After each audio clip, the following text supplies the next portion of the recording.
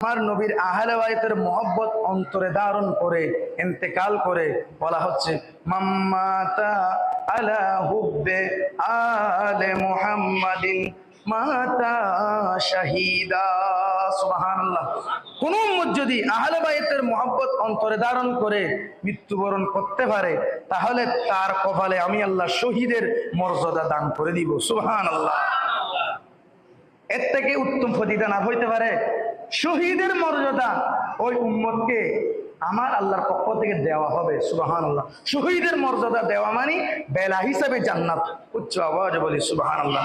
এই ইমামে হাসান হুসাইন আহলে বাইতের প্রেম প্রীতি মহব্বত অন্তরে ধারণ করে প্রকৃতপক্ষে ইমাম হাসান হুসাইন এবং আমার নবীর আদর্শ আমাদের মধ্যে বাস্তবায়ন করে আমাদের জীবন গুজারণ করার তৌফিক দান করুক, আমিন। ইমামে হাসান হুসাইন সহ আহলে বায়াত সহ সকলে প্রকৃত নামাজি ছিলেন। সুবহানাল্লাহ।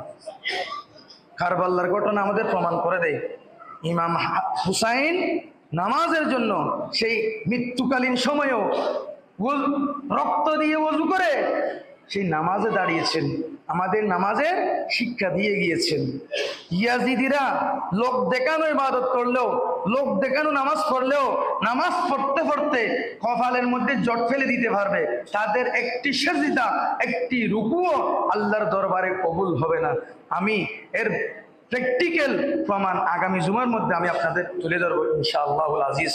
আল্লাহ পাক রব্বুল ইজ্জত ইমামে হুসাইনের মহব্বত অন্তরে ধারণ করে নামাজ দোয়া পড়ে